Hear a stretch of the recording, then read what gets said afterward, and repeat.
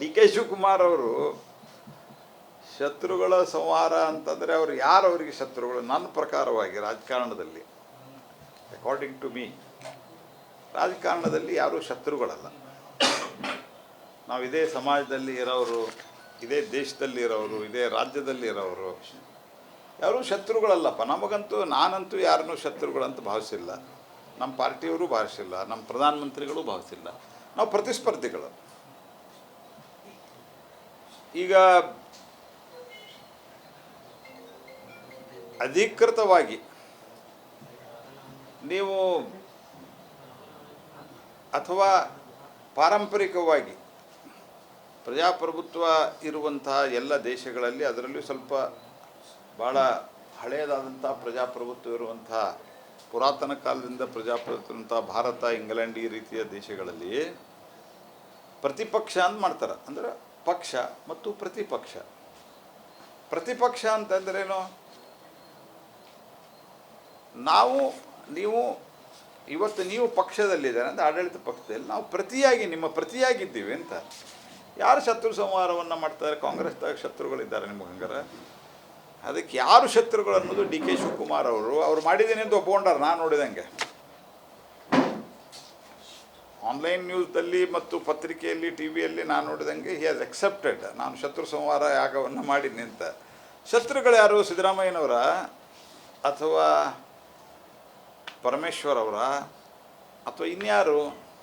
ಸ್ವಲ್ಪ ಉತ್ತರ ಸ್ಪಷ್ಟ ಕೊಟ್ಟರೆ ಒಳ್ಳೇದಾಗತ್ತೆ.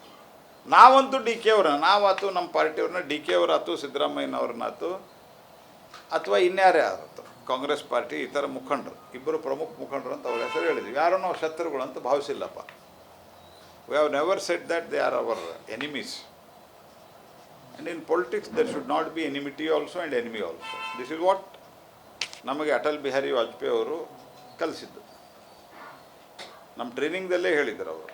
ಫಸ್ಟ್ ನಾವು ಎಂ ಪಿ ಆದಾಗ ಅಟಲ್ ಬಿಹಾರಿ ವಾಜಪೇಯಿ ಅವರು ಇನ್ನೂ ನನ್ನ ಸುದೈವ ಅಂತ ಭಾವಿಸ್ತೇನೆ. ಅವತ್ತು ಅವರು ಇನ್ನೂ ಫುಲ್ಲು ಇದರಲ್ಲಿದ್ದರು, ಮಾತನಾಡುವಂಗೆ, ಹೇಳುವಂಗೆ, ಭಾಷಣ ಮಾಡುವಂಗೆ ಇದ್ದರು. ಆ ಸಂದರ್ಭದಲ್ಲಿ ಅವರು ನಮಗೊಂದು ಮಾತು ಹೇಳಿದರು, ನಿಮ್ಮನ್ನು ಸೋಲಿಸಿದವ್ರನ್ನ, ನಿಮ್ಮ ವಿರುದ್ಧ ಮಾಡಿದವ್ರನ್ನ ಯಾರೂ ನೀವು ವೈರಿಗಳಂತ ಭಾವಿಸಬಾರ್ದು ಅಂತ ವಾಜಪೇಯಿ ಹೇಳಿದರು. ಅದಕ್ಕೆ ಅವ್ರು ಯಾರನ್ನು ವೈರಿ ಅಂತ ಭಾವಿಸಿದ್ದಾರೆ ಅಂಥೇಳಿ ಅವರು ಸ್ವಲ್ಪ ಉತ್ತರ ಕೊಟ್ಟರೆ ಒಳ್ಳೆಯದು.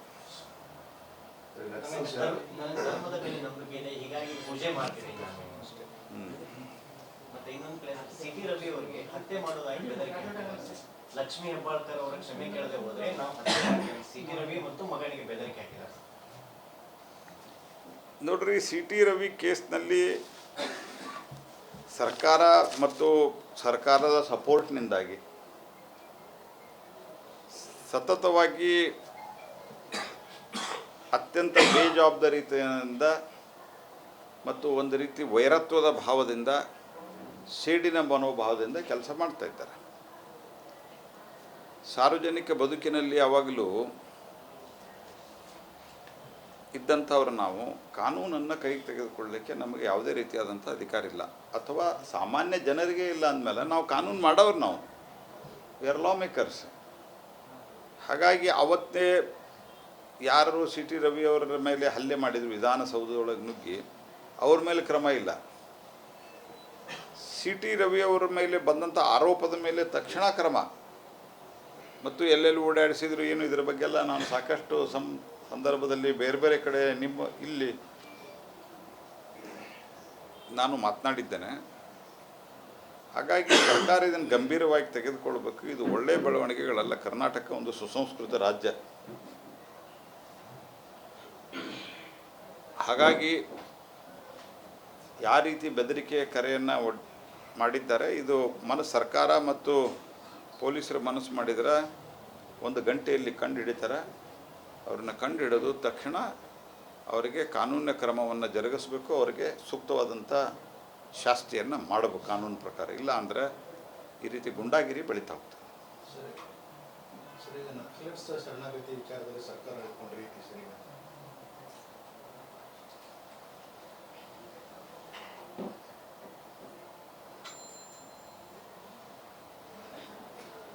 ನಾನು ಹೇಳೋದು ನಕ್ಸಲರ ವಿಷಯದಲ್ಲಿ ನಾನು ಹೇಳೋದಿಷ್ಟೇ, ಎಲ್ಲ ರಾಜ್ಯಗಳಲ್ಲೂ ಸಹಿತ ನಕ್ಸಲದು ಶರಣಾಗತಿಗಳು ನಡೀತಾವೆ, ಪ್ಯಾಕೇಜ್ಗಳಿದ್ದಾವೆ. ಒಟ್ಟಾರೆ ಅವ್ರನ್ನ ಹಿಂಸೆಯ ಮಾರ್ಗವನ್ನು ಬಿಟ್ಟು ಸರಿದಾರಿಗೆ ತರಬೇಕು ಅನ್ನುವಂಥ ಒಂದು ಪ್ರಕ್ರಿಯೆ ಕರ್ನಾಟಕ ಸರ್ಕಾರ ಇದನ್ನು ಮಾಡಿದೆ. ಆದರೆ ನಾನು ಹೇಳೋದು, ಎಷ್ಟು ದಿವಸದಿಂದ ಇದು ಪ್ರೊಸೆಸ್ ನಡೀತಾ ಇತ್ತು? ಭಾಳ ತರಾತುರಿಯಲ್ಲಿ ಆಗಿದೆ ಅನ್ನುವಂಥದ್ದು ಎಲ್ಲರ ಮನಸ್ಸಿನಲ್ಲಿಯೂ ಇದೆ. ಹೀಗಾಗಿ ನಾನು ಸಾರಾಸಗಟಾಗಿ ನಾನು ಅವರು ಮಾಡಿದ್ದನ್ನು ವಿರೋಧ ಮಾಡ್ತೀನಿ ಅಂತ ಹೇಳ್ತಾ ಇಲ್ಲ. ಆದರೆ ಒಟ್ಟಾರೆ ಪ್ರೊಸೆಸ್ ಬಗ್ಗೆ there is a lot of questions.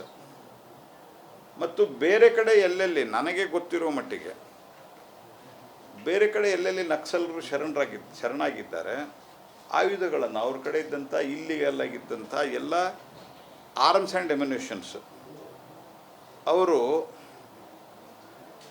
ತಂದು ಒಪ್ಪಿಸಿದ್ದಾರೆ. ಆದರೆ ಕೇವಲ ಆ ವಿಕ್ರಮ್ ಗೌಡನ ಎನ್ಕೌಂಟರ್ ಆದ ನಂತರ, ಮುಖ್ಯಮಂತ್ರಿಗಳ ಕರೆ ಕೊಟ್ಟ ನಂತರ 1 ವಾರ 10 ದಿವಸದಲ್ಲಿ ಆಗ್ತದೆ ಅಂತ ಅನ್ನೋದಕ್ಕೆ ಬಗ್ಗೆ, ಮತ್ತು ಅವರು ಶಸ್ತ್ರಾಸ್ತ್ರಗಳನ್ನು ಒಪ್ಪಿಸಿಲ್ಲ ಅನ್ನೋದ್ರ ಬಗ್ಗೆ, ಇದ್ರ ಬಗ್ಗೆ ಸರ್ಕಾರ ಸ್ಪಷ್ಟೀಕರಣ ಕೊಡಬೇಕು. ನಕ್ಸಲರ ಶರಣಾಗತಿಯ ಪ್ರಕ್ರಿಯೆಗೆ ನಾನು ವಿರೋಧ ಮಾಡ್ತಾ ಇಲ್ಲ. ಸಿದ್ದರಾಮಯ್ಯನವರು ಈಗ ಭಾಳ ಗರಂ ಆಗಿ ಉತ್ತರ ಕೊಡೋಕ್ಕೆ ಶುರು ಮಾಡ್ತಾರೆ. ಅದಕ್ಕೆ ನನ್ನ ಸ್ಟೇಟ್ಮೆಂಟ್ ಸರಿಯಾಗಿ ಕೇಳಿಸ್ಕೊಳ್ರಿ ಸಿದ್ದರಾಮಯ್ಯನವರೇ. ದೇಶದ ಮತ್ತು ರಾಜ್ಯದ ಒಟ್ಟು ಹಿತ ಅಡಗಿದೆ ಇದರಲ್ಲಿ. ಹಿಡಿದೆ ನಕ್ಸಲ್ ಹಿಂಸೆ ಅಥವಾ ನಕ್ಸಲ್ ಚಳವಳಿ ಏನಿದೆಯಲ್ಲ, ಇದರ ಹಿಂದೆ ಕೂಡ ವಿದೇಶಿಯಿಂದ ಹಿಡ್ಕೊಂಡು ಅನೇಕ ರೀತಿಯಾದಂಥ ದೇಶದ್ರೋಹಿ ಚಟುವಟಿಕೆಗಳ ಒಂದು ಕೈ ಇದೆ. ಹಾಗಾಗಿ ಇದನ್ನು, ಆದರೆ ಅದರಲ್ಲಿ ನಮ್ಮ ಯುವಕರು, ನಮ್ಮವರು ಕೆಲವರು ಸಿಕ್ಕಾಕೊಂಡಾಗ, ಅಥವಾ ಅಲ್ಲಿ ಹೋದಾಗ ದಾರಿ ತಪ್ಪಿನೋ ಅಥವಾ ಯಾವುದೇ ಕಾರಣದಿಂದನೋ ಹೋದಗಿದ್ದಾಗ, ಅಥವಾ ಎಲ್ಲವೂ ಗೊತ್ತಿದ್ದು ಹೋಗಿ ಆ ನಂತರ ಇಲ್ಲ ಇಷ್ಟು ದಿವಸ ಮಾಡಿದ ತಪ್ಪು ಅಂತ ಅವರಿಗೆ ಬಂದಾಗ ರಿಹ್ಯಾಬಿಲಿಟೇಷನ್ ಪ್ಯಾಕೇಜ್ ಬಗ್ಗೆ ನಂದು ವಿರೋಧ ಇಲ್ಲ. ಆದರೆ ಎಲ್ಲ ಕಡೆ, ಬೇರೆ ಕಡೆ ನಿಮಗೂ ಗೊತ್ತಿದೆ, ನಾನು ಭಾರತ ಸರ್ಕಾರದಲ್ಲಿ ಕಳೆದ ಹಲವಾರು ವರ್ಷಗಳಿಂದ ಅನೇಕ ಪ್ರಮುಖ ಸ್ಥಾನಗಳಲ್ಲಿ ಕೆಲಸ ಮಾಡಿದ್ದೇನೆ.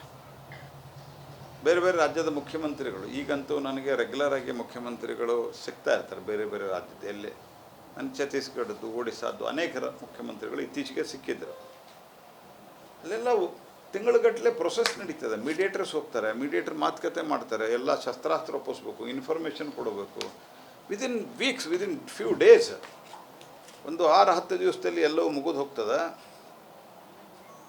ಆ್ಯಂಡ್ ಅವ್ರ ಜೋಡಿ ಕಾಂಟ್ಯಾಕ್ಟ್ ಎಸ್ಟಾಬ್ಲಿಷ್ ಮಾಡ್ಲಿಕ್ಕೆ ಸರಳ ಸಿಗೋದಿಲ್ಲ. ಅವರು 1 ವಾರದಾಗ ಇವ್ರು ಅನೌನ್ಸ್ ಮಾಡ್ತಾರೆ, ಅವ್ರು ಬಂದು ಶರಣಾಗ್ತಾರಂದ್ರೆ. ಮತ್ತು ಶಸ್ತ್ರಾಸ್ತ್ರಗಳನ್ನು ಒಪ್ಪಿಸೋದಿಲ್ಲ ಅಂತನ್ನುವಂಥದ್ದು. ಆ್ಯಂಡ್ ಅವರೇ ಹೇಳಿದ್ದಾರೆ, ನಾವೇನು ಹೇಳಿಲ್ಲ, ಶಸ್ತ್ರಾಸ್ತ್ರಗಳು ಒಪ್ಪಿಸಿಲ್ಲ ಅಂತ ನಾವು ಯಾವುದೂ ಆರೋಪ ಮಾಡಿಲ್ಲ. We are A responsible party, I am A responsible minister. ಪತ್ರಿಕೆಯಲ್ಲಿ, ನಿಮ್ಮ ಟಿ ವಿಯಲ್ಲಿ ಎಲ್ಲ ಬಂದಿದೆ, ಅವರು ಶಸ್ತ್ರಾಸ್ತ್ರಗಳನ್ನು ಒಪ್ಪಿಸಿಲ್ಲ ಅಂತ. ಹಂಗಾರೆ ಶಸ್ತ್ರಾಸ್ತ್ರ ಒಪ್ಪಿಸಲಿಲ್ಲ ಅಂತಂದ್ರೆ ಬೇರೆದವ್ರು ಕೊಟ್ಟು ಬಂದರೆ, ಹಂಗಾರೆ ಇವರು ಬೇರೆ ನಕ್ಸಲರು ಏನಿದೆ? ಇವತ್ತು ಚಿಕ್ಕಮಗಳೂರು ಕಾಡಿನಲ್ಲಿ ಇವತ್ತು AK-47 5 ಸಿಕ್ಕಿದೆ ಸರ್, ಬುಲೆಟ್ಸ್ ಎಲ್ಲ ಸಿಕ್ಕಿದೆ. ಬಟ್ ಅದು ಯಾರು ಅಂತ ಗೊತ್ತಿಲ್ಲ. ಅಲ್ಲ, ಸಿಕ್ಕಿದೆ ಅಂತಂದ್ರೆ ಇವ್ರು ಎಷ್ಟು ಒಪ್ಪಿಸಿದ್ದಾರೆ ಇದನ್ನು ಸ್ಪಷ್ಟಪಡಿಸ್ಬೇಕಲ್ಲ. ಈಗ ಸರೆಂಡರ್ ಆದವರು ಎಷ್ಟು ಶಸ್ತ್ರ, ನಕ್ಸಲರ್ಗೆ ಪ್ಯಾಕೇಜ್ ಏನಿದೆ ಅಲ್ಲ, ಆ ಪ್ಯಾಕೇಜ್ಗಳಲ್ಲಿ ಯಾವ ನಕ್ಸಲ್, ಯಾಕಂದರೆ ಸರ್ಕಾರದ, ಯಾವುದೇ ಸರ್ಕಾರ ಇರಲಿ, ಕಾಂಗ್ರೆಸ್ ಸರ್ಕಾರ ಇರಲಿ, BJP ಸರ್ಕಾರ ಇರಲಿ, ಇನ್ಯಾವುದೇ ಪಾರ್ಟಿ ಸರ್ಕಾರ ಇರಲಿ, ಸರ್ಕಾರದ ವ್ಯವಸ್ಥೆಯಲ್ಲಿ ಪಕ್ಕ ಇದೆ. ಮತ್ತು ಈಗೇನಾಗಿದೆ ಅಂತಂದರೆ, ಇದ್ರ ಜೊತೆಗೆ ಲೆಟ್ ಮಿ ಕಂಪ್ಲೀಟ್. ಈಗ ನಾವು ಈ ನಕ್ಸಲಿಸಮನ್ನು, ಲೆಫ್ಟ್ ವಿಂಗ್ ಟೆರರಿಸಮ್ ಏನಿದೆ, ಇದನ್ನು ಹೊಸಕಿ ಹಾಕಬೇಕು ಅಂತ ನಾವು ತೀರ್ಮಾನ ಮಾಡಿದ್ದು ಭಾರತ ಸರ್ಕಾರದಿಂದ.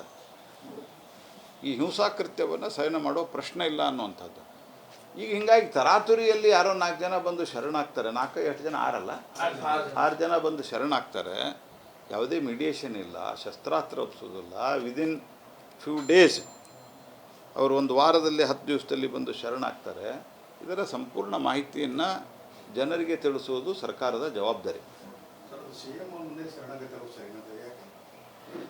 ಇಲ್ಲ ಸಿ ಎಮ್ ಮುಂದೆ ಶರಣ ಆಗಬಾರ್ದು ಅಂತೇನಿಲ್ಲ. ನೋಡ್ರಿ, ನಾನು ವಿರೋಧಕ್ಕಾಗಿ ನಾನು ವಿರೋಧ ಮಾಡೋದಿಲ್ಲ. ಅನೇಕ ಕಡೆ ಸಿ ಎಮ್ಗಳ ಮುಂದೆ ಮತ್ತು ಬೇರೆ ಬೇರೆ ಉನ್ನತ ಮಟ್ಟದ ಮಂತ್ರಿಗಳ ಮುಂದೆ ಶರಣಾಗಿದ್ದಾರೆ.